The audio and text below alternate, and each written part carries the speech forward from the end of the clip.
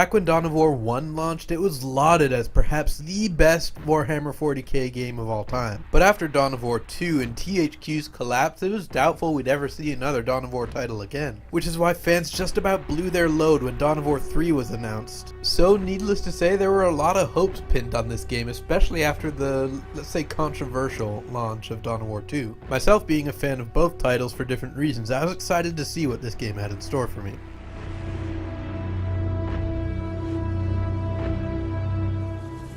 What Dawn of War 3 does best in my opinion is its core gameplay. Whereas Dawn of War 1 was more focused on base building and large scale warfare, and Dawn of War 2 brought in a huge focus on the heroes and small scale combat. Dawn of War 3 tries to incorporate the best of both worlds with base building, large scale battles, and the epic heroes. Now instead of heroes being the main focus of the game, they now serve a similar role to what they did in Warcraft 3, where they're kind of the tip of the spear to your grand army. But the base building, large-scale tactics and the tactical points you capture for resources throughout each match still keep that essence of Dawn of War 1 alive. Elite units, however, work a little bit differently from Warcraft 3. Instead of being chosen and leveling up in the individual matches, progression is persistent in Dawn of War 3 and happens after each match. And instead of selecting your heroes in the middle of the match, you select your heroes from the main menu, equipping up to 3 of your choice of 9 different heroes, and summoning them in-game using resources that are accrued as the match progresses, with all their abilities available as soon as they're summoned. Which I think is definitely the right route to go with, even though Warcraft 3 did it the opposite. Because if they'd set up the heroes to work that way now, we'd get even more flack for being MOBA-ish than it is already. And also a returning feature from the previous 2 Dawn of War games, but still worth mentioning for anyone who's not familiar with the franchise, is the Army Painter, which allows you to customize the specific color scheme and emblems of your armies, allowing you to choose from existing color palettes or to make your own Space Marine chapter, Orc Warband, or Eldar Craft World. A necessary feature to have in any Warhammer game, but still worth mentioning because of my love for customization. Which, speaking of, also brings up the map editor. Like Blizzard with Warcraft and StarCraft, the developers of Dawn of War 3 realized how much potential mod support had. Recognizing the popularity of user-created mods and maps for Dawn of War 1 and 2, Dawn of War 3 is now shipped with its own map editor, allowing the mod creators from previous games to get right into making their own maps and mods for the game. It isn't exactly the most simple or straightforward tool to use, but its inclusion is definitely going to be a great boon for the game's long-term life. And next, I gotta say the game does look great, but not necessarily in terms of picture quality, which are only really a small step above Dawn of War 2. I mean instead in terms of how the game plays out and how everything's animated, such that it looks like your armies are actually fighting each other instead of just pointing their guns at each other and shouting bang till the other dies, which is a problem common to a lot of RTSs, which gives Dawn of War 3 a leg up on other RTSs, making the combat incredibly satisfying to just watch. And lastly, I know it's a very small thing, but I just gotta say how much I love the WAAAAGH for orcs. Every Warhammer game where orcs have been playable, they've tried to implement the WAAAAGH as a gameplay mechanic. But this has got to be the best implementation I've ever seen of it. It looks great, it sounds great, it adds an extra unique mechanic to the orc faction, and sends all your nearby units into this Mad Max style violence-fueled rage hype, and it just does a fantastic job of allowing you to get into the feel of the orc faction.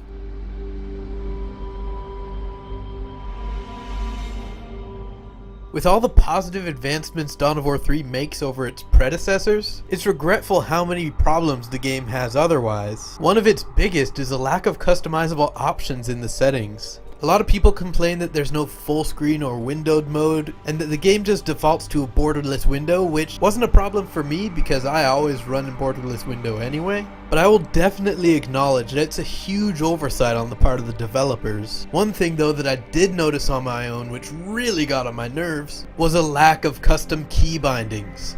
This is an absolute necessity for any PC game, especially a PC exclusive like this one. Even the shittiest console ports still have key bindings on the PC version. We're lucky the game's controls are simple enough to learn on its own, but if they weren't, this could have been a total deal breaker, and I'm sure it already is for a lot of people. I know for my part, I've been spoiled by having WASD camera movement, and there are also a lot of controls I didn't learn until much later in the game because I didn't have the option to look at the key bindings. Second, we have our army doctrines, which are equipped from the same menu as your elites. Each doctrine needs to be unlocked with skulls which are earned from playing games, and they each provide unique benefits to your armies, but I don't think this should have been used as a persistent progression system. Unlike the elites, I think these are actually better served to being used in the matches instead of at the menus. I think the game could have benefited greatly from, instead of having basic infantry damage and armor and vehicle damage and armor available from your armory, you had these doctrines researchable instead, allowing you to adapt on the fly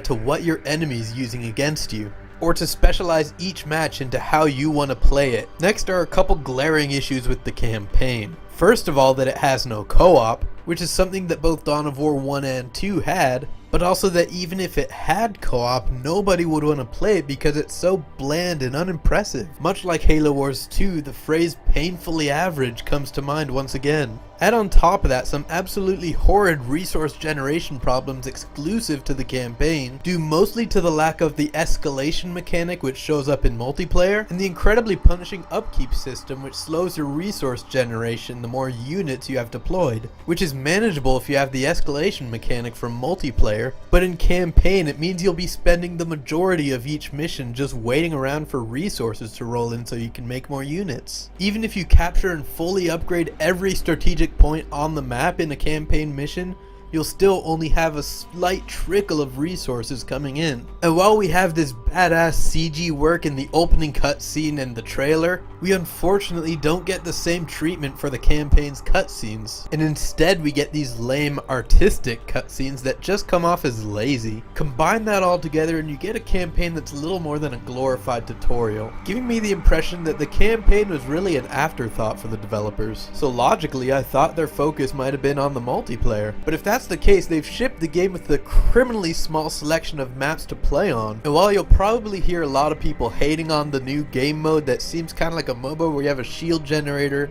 turrets, and then a power core that you have to destroy last, I personally thought there was nothing wrong with the game mode itself. The problem is that that's the only game mode available. So when you have such a limited selection of maps with only one game mode to play on, it feels like they tried to lean way too heavily on user created content made possible by the new map editor, which is a great feature, but it's a bad idea to rely entirely on it. Especially with how complicated the tool is, it's going to be a while before you see any quality user made content. And compounding the issue is the limited selection of factions to choose from in game. You only have 3 options: Space Marines, Orcs, and Eldar, compared to the 9 options available in Dawn of War 1 currently, which is much cheaper than Dawn of War 3. You can get it for like $12 now. And the 4 that were available in both Dawn of War 1 and 2 at launch. And this is even more frustrating when 2 more factions show up in the campaign but aren't playable. If they wanted to expand upon the original games, I feel like they should have included some more of the more commonly known factions like Tyranids, Chaos, and Imperial Guard. And lastly, for all their attempts to include the best of both worlds from Dawn of War 1 and 2, I'm sad to see the Dawn of War 1 style cover and morale systems not make a return here, making it so oftentimes it's not worth moving your troops into cover, and then the morale and veterancy systems don't return at all. All in all, it leaves you with very little motivation to maintain your squads, instead making it a better option to throw them like rocks at your enemies.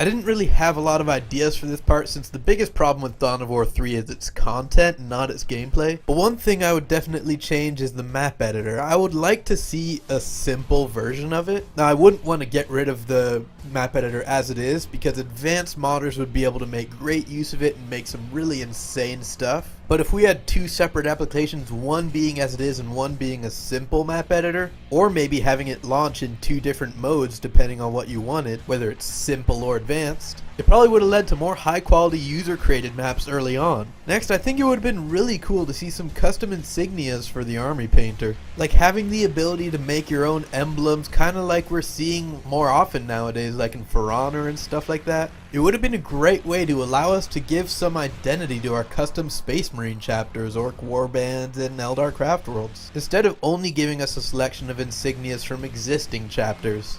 And lastly, with how short on content this game is, it'd be nice to have some free content updates, which has been a growing trend lately, although usually it involves microtransactions, of which Dawn of War 3 has none. So maybe, I don't know, some more playable factions and maps released for free, but every expansion there's a new campaign that you have to pay for to play. And of course make these campaigns actually good, unlike the stock games campaign.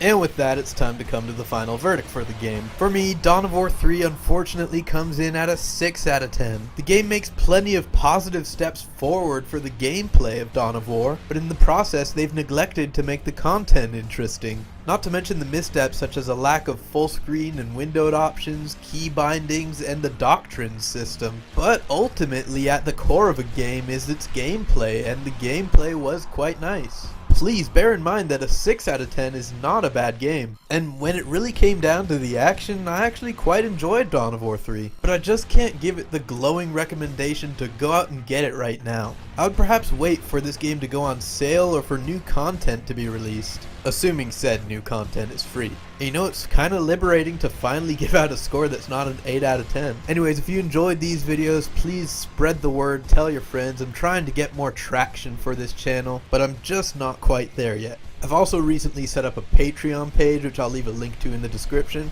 mostly out of fear of YouTube's recent policies. But I'd encourage you only to donate if you really enjoy my content and just want to help this channel grow. Since I'm not really in a good position to reward individual patrons, the best I can probably do is give you a shout out in my videos. And the last thing I want is for people to be disappointed that they donated, so please don't donate unless you really just want to help the channel out. Anyways, that's all for this video, and I'll see you guys later.